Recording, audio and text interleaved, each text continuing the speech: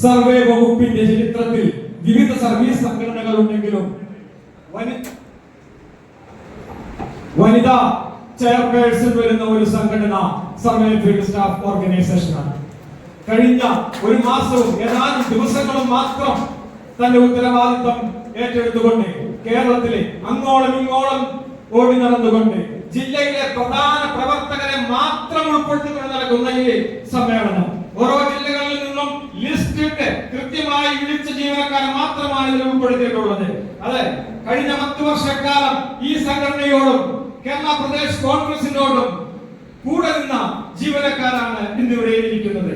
അവർക്ക് വേണ്ടി ആണ് ഈ അവസരം ഉപയോഗിക്കുന്നത്.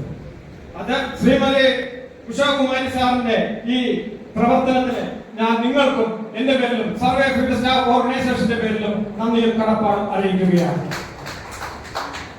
അതോടൊപ്പം തന്നെ നമ്മുടെ ആശംസാ പ്രാസംഗികൻ നിങ്ങൾക്ക് എല്ലാവർക്കും എന്നെക്കാൾ ഉപരി അറിയാം. നമ്മുടെ സജി എസ് എം അവർ ഈ പ്രസ്ഥാനത്തിന്റെ തിരുവനന്തപുരത്തിന്റെ ഓരോ ചരടുവലികളും നിയന്ത്രിക്കുകയും നമ്മുടെ ഡയറക്ടറേറ്റുമായി ബന്ധപ്പെട്ട കാര്യങ്ങൾ നമുക്ക് നേരിട്ടരുന്നതിനും അഹോരാത്രം പണിയെടുക്കുന്ന അദ്ദേഹത്തിനും എന്റെയും നിങ്ങളുടെയും പേരിൽ ഞാൻ നന്ദി അറിയിക്കുകയാണ്.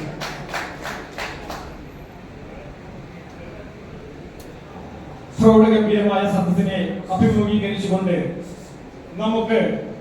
നമ്മൾ അനുഭവിക്കുന്ന പ്രധാന പ്രശ്നങ്ങൾ നമ്മളിൽ നിന്നും കേട്ട് മനസ്സിലാക്കി പഠിച്ച് നമ്മുടെ വിഷയങ്ങൾ വ്യക്തമായി സർക്കാർ അവതരിപ്പിച്ച് ചിരിക്കുന്ന മുഖമുള്ള മുഖ്യമന്ത്രിയുടെ നാട്ടിൽ നിന്ന് വരുന്ന എനിക്ക് അതിനെക്കുറിച്ച് പറയാതിരിക്കാൻ കഴിയില്ല. കാരണം റവന്യൂ മിനിസ്റ്റർ നമുക്ക് പറഞ്ഞ വാഗ്ദാനം നാം കേട്ട് കൈയടിച്ചതാണ്. സർവേ വകുപ്പിനെ ശാസ്ത്രീയമായി കൃത്യതയോടുകൂടി ശാസ്ത്രീകരിക്കുന്നതിന് ജീവനക്കാരുടെ അഭാവം ഉറപ്പാണ്. 2019 സർക്കാർ നിയോഗിച്ച കമ്മിറ്റിയുടെ റിപ്പോർട്ട് പരിശോധിച്ചാൽ നിങ്ങൾക്ക് മനസ്സിലാവും. കേവലം 2299 ജീവനക്കാർ മാത്രമുള്ള സർവേ വകുപ്പ് തുടർന്നു പോകുന്നുണ്ടെങ്കിൽ എല്ലാ വർഷവും കണ്ടിന്യൂസ് ആക്ഷൻ വഹിച്ചുകൊണ്ടാണ് ഈ വകുപ്പ് പോകുന്നത്. ഈ വകുപ്പിലെ ജീവനക്കാരെ സ്ഥിര തസ്തികളാക്കി മാറ്റുക എന്നുള്ളതായിരുന്നു നമ്മൾ എക്കാലവും ഉന്നയിച്ച ആവശ്യം. ആ വിഷയം ഇന്നിവിടെ സാധൂകരിക്കപ്പെടുന്നതിലേക്ക് പോവുകയാണ്. 2299 ജീവനക്കാരും ഓരോ വർഷവും കണ്ടിന്യൂസ് ആക്ഷന് വേണ്ടി പോകുമ്പോൾ ആ ഫയൽ എഴുതുന്നതിന് വേണ്ടി തന്നെ സമയങ്ങൾ എടുക്കുന്നു. ആ ജീവനക്കാരെ വെറും 1800 ജീവനക്കാർ മാത്രമാണ് ഫീൽഡ് വിഭാഗം ജീവനക്കാരായി വരുന്നത്. ആ ഫീൽഡ് വിഭാഗം ജീവനക്കാരെ തന്നെ സൂപ്പർവൈസറി ജീവനക്കാരെ മാറ്റി നിർത്തി കഴിഞ്ഞാൽ നമ്മുടെ ഇവിടെ പ്രസംഗിച്ച MLA-മാരും എല്ലാവരും പറഞ്ഞു സർവേയർമാരെ കാണാൻ കിട്ടാത്ത അവസ്ഥയായിരുന്നു എന്ന്. ആ കിട്ടാത്ത അവസ്ഥയ്ക്ക് മാറ്റം വരണമെങ്കിൽ ഈ റിപ്പോർട്ട് പ്രകാരം നാം നടപ്പിലാക്കേണ്ട കാര്യങ്ങളാണ് മന്ത്രി ഇന്നിവിടെ പ്രഖ്യാപിക്കപ്പെട്ടത്. സർവേ വകുപ്പിന് ശാസ്ത്രീകരിക്കുന്നതിന് താലൂക്ക് അടിസ്ഥാനത്തിൽ ജീവനക്കാരെ നിയമിക്കണം. താലൂക്ക് അടിസ്ഥാനത്തിൽ സൂപ്പർ ഓഫീസുകൾ വരണം. ഹെഡ് സർവേയർക്ക് ആനുപാതികമായ ജീവനക്കാരെ 110 വേക്കൻസികൾ മാറ്റിയപ്പോൾ 110 വേക്കൻസിക്ക് ആനുപാതികമായ ഹെഡ് സർവേയർ തസ്തികകൾ സൃഷ്ടിച്ചിട്ടില്ല. ഇത്തരം ആവശ്യങ്ങൾ നമുക്ക് ഇനിയും മുന്നിൽ നേടിയെടുക്കുവാനുണ്ട്. ഈ ബഹുമാനപ്പെട്ട റവന്യൂ മന്ത്രി നമ്മുടെ ഈ സ്റ്റാഫ് പാറ്റേൺ പരിഷ്കരിച്ചുകൊണ്ട് നമുക്ക് തന്ന ഈ വാഗ്ദാനം അദ്ദേഹത്തിന്റെ സർക്കാർ നാം കൊടുക്കേണ്ട ഒരു പിന്തുണ കൂടിയുണ്ട്. അത് പറഞ്ഞുകൊണ്ട് അദ്ദേഹത്തിന് നിങ്ങളുടെയും എന്റെയും സംഘടനയുടെ പേരുള്ള നന്ദിയും കടപ്പാടും അറിയിക്കുകയാണ്. മന്ത്രിയുടെ നാട്ടിൽ നിന്ന് വരുന്ന എനിക്ക് അതിനെക്കുറിച്ച് പറയാതിരിക്കാൻ കഴിയില്ല. കാരണം റവന്യൂ മിനിസ്റ്റർ നമുക്ക് പറഞ്ഞ വാഗ്ദാനം നാം കേട്ട് കൈയടിച്ചതാണ്. സർവേ വകുപ്പിനെ ശാസ്ത്രീയമായി കൃത്യതയോടുകൂടി ശാസ്ത്രീകരിക്കുന്നതിന് ജീവനക്കാരുടെ അഭാവം ഉറപ്പാണ്. 2019 സർക്കാർ നിയോഗിച്ച കമ്മിറ്റിയുടെ റിപ്പോർട്ട് പരിശോധിച്ചാൽ നിങ്ങൾക്ക് മനസ്സിലാവും.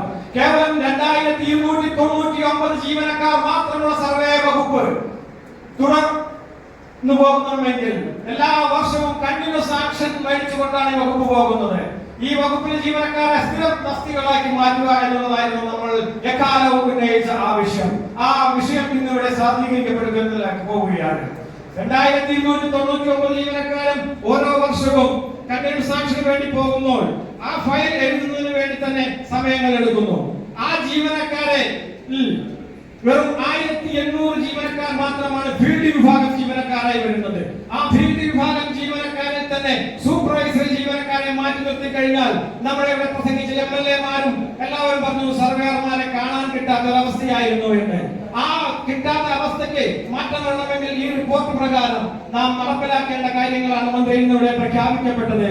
സർവേ വകുപ്പിന് ശാസ്ത്രീകരിക്കുന്നതിന് താലൂക്ക് അടിസ്ഥാനത്തിൽ ജീവനക്കാരെ നിയമിക്കണം. താലൂക്ക് അടിസ്ഥാനത്തിൽ സൂപ്പർ ഓഫീസറുകൾ വരണം.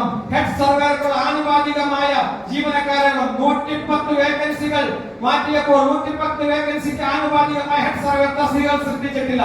ഇത്തരം ആവശ്യങ്ങൾ നമുക്ക് ഇനിയും മുന്നിൽ നേടിയെടുക്കുവാനുണ്ട്.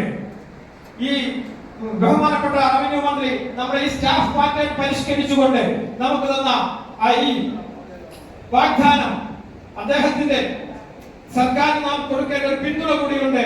അത് പറഞ്ഞുകൊണ്ട് അദ്ദേഹത്തിന് നിങ്ങളുടെയും എന്റെയും സംഘടനയുടെ പേരുള്ള നന്ദിയും കടപ്പാടും അറിയിക്കുകയാണ്.